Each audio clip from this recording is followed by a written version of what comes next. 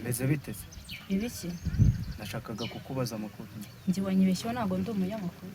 ngaho nimuze njye kubatamo. aha numva ko rero wanjye nushaka urongeye n'ipfire gabanya burake rero ni munsi. mani bro burya rero uzajya wita ku nshuti kuko burya umuntu yagushatse haba hari ikintu cy'ingenzi Imana bashaka kukubwira. Reka twibera ababesto nubwo havamo n'iki n'iki. yahe gabanya uburaya mani wowe ugomba kuba bro wanjye. Ariko nimukibone Imana, niba udashaka kumva icyo nkubwira ntabwo wambwira neza utananyiriyeho. Okay, kurugutira ibyo bikorwa ko bya sasa rero nkubwiye. Umva ngiye abe n'undi munsi ntuzongere kumenya. Ikindi kandi ugomba kumenya abisinyirirwa kandi abisindi level yawe. Bro waba untengushye pe. Ndumva ngiye byo notabikora. Unabikoze Imana yaguhana nkuko bivuze. ahubwo reka nanigendera. Nta nubwo natsizira. Zera wanyumvishe. Wanyumvishe. Babara basi. MANEKO y'IMPYISI YABIRA BUKA. hari ku mugoroba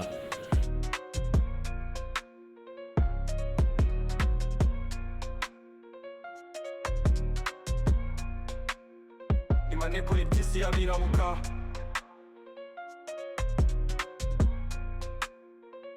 akaseka madumo iki mu muri kucyoro turashaka kureba namwe nyine igihe n'iki abantu kuza burya tugasangira agacupa tukishimisha n'abantu jefa namwe aho umuntu yuko nyine tuba twasabanye nk'ubuvandimwe mu muntu rero ndetse no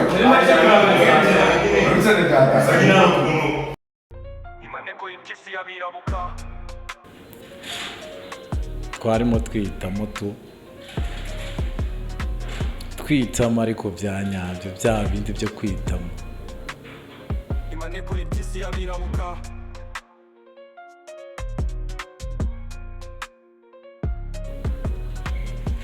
icyitwa inzoga cyari gihari MANEKO y'IMPYISI sha YABIRA BUKA. ntabwo ushobora kwibuka ibintu byose byahabereye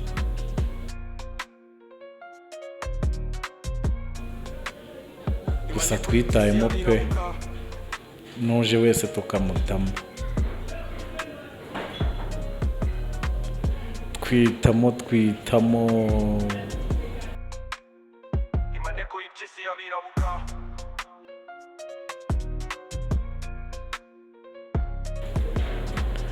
sha ibintu biraryoha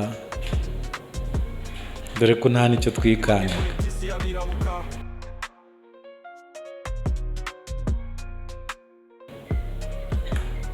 sinice twari twarayivumbuye kandi ntayo twabonaga hafi aho ngaho. MANEKO y'IMPYISI YABIRA BUKA.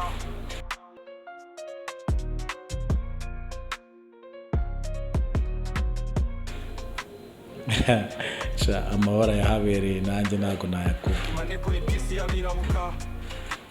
gusa icyo nzi cyo bitewe n'ahantu buri wese yisanze mu gitondo MANEKO y'IMPYISI YABIRA BUKA. yisanze hatakekaga umutwe wamenaguritse MANEKO y'IMPYISI YABIRA BUKA.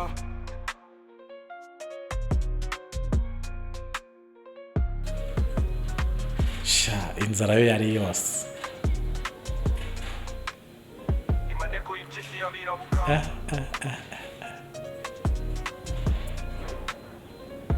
dore kwitamo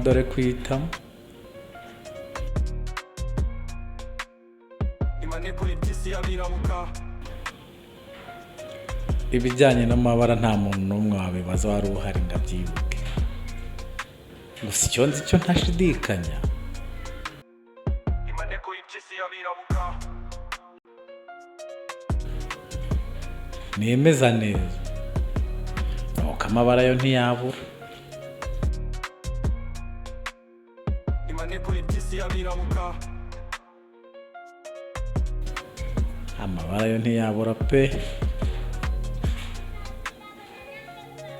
ahubwo MANEKO y'IMPYISI nta YABIRA bwoba BUKA. dufite kubera ko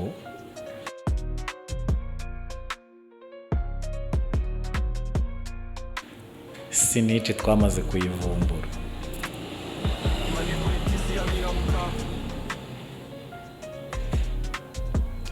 mbega enjoy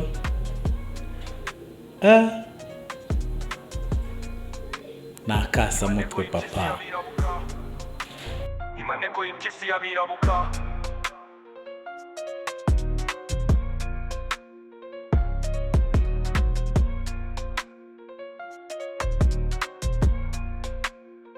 Maneko y'impyisi yabirabuka.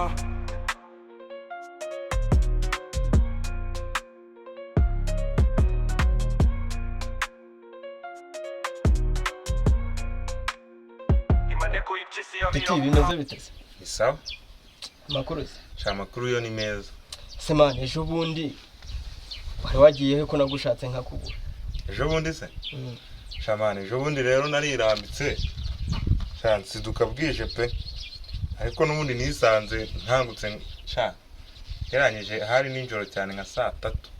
Naraguhamagaye telefone yawe igacamwo ariko nkabona umuntu yitaba kabisa. Telefone mwana rero. Telefone yo narayicometse ku muriro.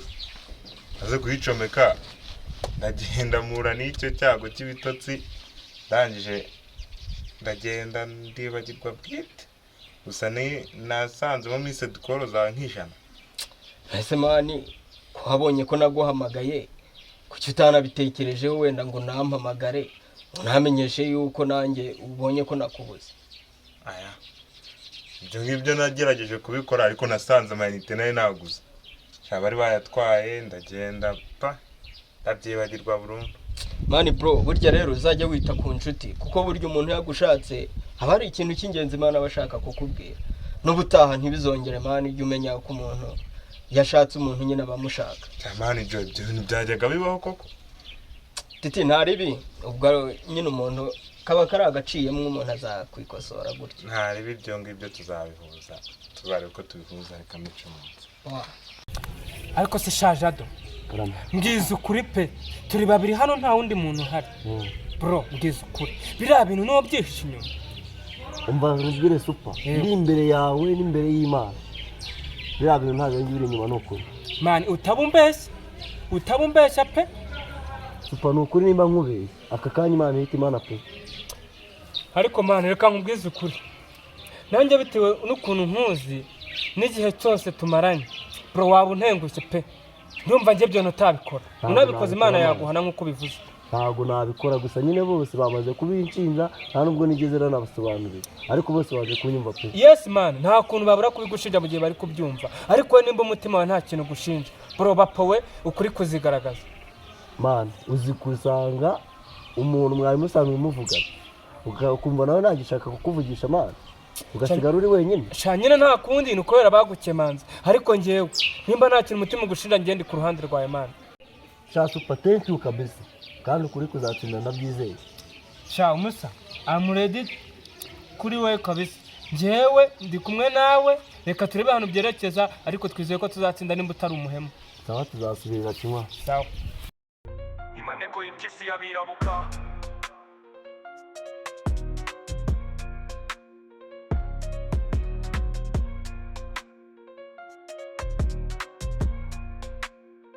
Maneko y'impyisi yabirabuka.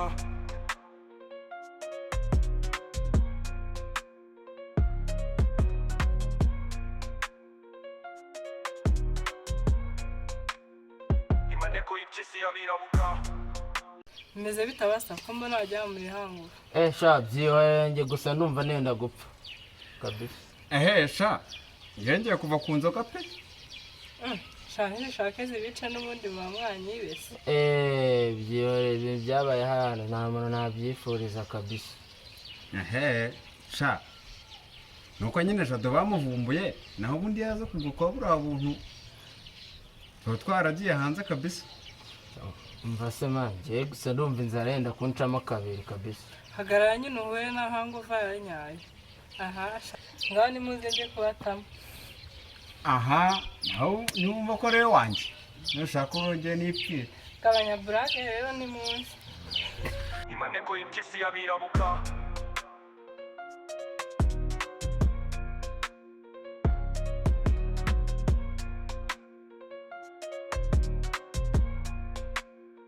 Maneko y'impyisi yabirabuka.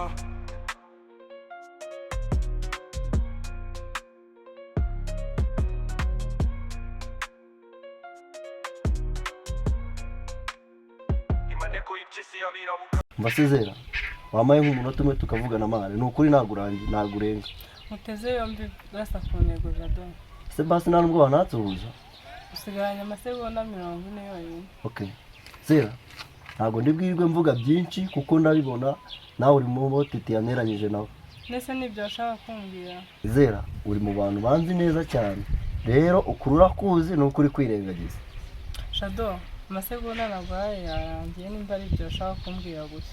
ese basi wanyumvishe zera kari we muntu wenyine numvaga ko nsigaranye Jado si ukukubeshya nanjye kugira ngo nyumvishe ko biba binari wabikora byaranunguye kabisa ubu nta muntu nizeye ahubwo reka nanigendera. nta nubwo natsezera zera wanyumvishe mbabara basi urabonye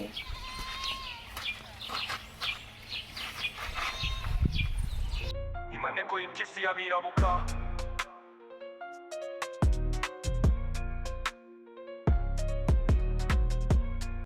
ese mani kumva ni kugenda uba keza cyane sibyo atabyeje sha wallahi kabisa uri kugenda ugurura muri ino minsi sana oya se nagabanyira ari bro. ese bundi ze waretse tukabijyamo kubona n'ubundi tukavamo agakupure ka danje. Yego uri kubivuga wigize seriye. ese none se wabona ntari seriye oya wakintu reka twibanire gutya aribyo bitwika. ubwo nyine urankateye nta kundi reka twibera ababesto nibwo havamo n'iki n'iki. Gabanya uburaya mani wowe ugomba kuba bro wanjye. ubwo urankateye nta kundi nyine. Imaneko y'impyisi y'abirabuka. Hano se ngo byifashe gutemeye Shani sawa ntari. sha nanjye meze neza kabisa gusa nyine ninjoro nari mpfuye Imana ikinga ukuboko Ruzi iki sera rindi kujya ahantu numva abantu baransifuye nsubiye inyuma nyine nsanga ni Frank na papi nyine nsanga bari kwitamo ubwo nyine nanjye mba ngiye kwitamo sha ntakubeshye byakurikiyeho simbizi pe. sha nahuye na Frank na papi bari hanguva ya danje kumbe nawe wari urimo sha none nushaka upfe. sha mba wari kunyereka mu gitondo nibwo wari kumirwa n'ukuri gusa sha nizere ko nta mabara yabaye. sha simbizi pe amabara yo ni yabura gusa nyine aho twari turi se isi n'iki nyine nawe urabizi twarayifashe kandi ntabwo yigeze igera aho twari turi ubwo se byaba byahabereye gute. shanjye nyine nta muntu nyizera tu erega buri wese yabishatse yabisi n'icirana mbara nera ubwoba sheri umva noneho papa bimenya yatamitana pe. Imaneko y'impyisi y'abirabuka.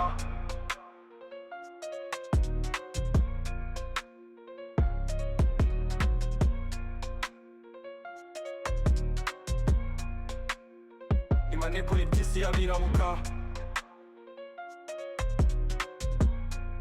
sisita mba nkubwire Mbeze biteze ibiki nashakaga kukubaza amakuru njye wanyibeshyeho ntabwo ndi umunyamakuru ariko ntukavuge nabi kandi uri umukobwa mwiza. gusa niba uzi ko ndi umukobwa mwiza kuki niba wese ubwo bushiti nk'ubwo nubwo basi ngo banze wumve n'icyo umuntu ashaka kukubwira. ubwo se umbwije ukuri ni iki kizima cyaturuka muri ako kanwa kawe wabwira icyo kinkange abi. ariko nimukibone Imana niba udashaka kumva icyo nkubwira ntabwo wambwira neza utananyiriyeho. kurugutira ibyo bikorwa kuba byasasira nkubwire umva ngewe abi n'undi munsi ntuzongere kumenyera ikindi kandi ugomba kumenya abi sinkinirwaho kandi abi sindi revo yawe. Imaneko y'impyisi y'abirabuka.